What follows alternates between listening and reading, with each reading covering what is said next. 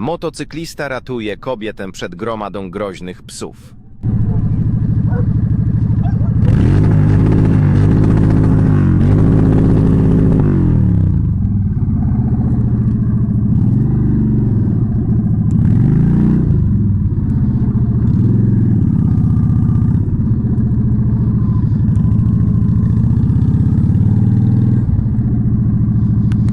Dzięki niemu kobieta mogła odejść.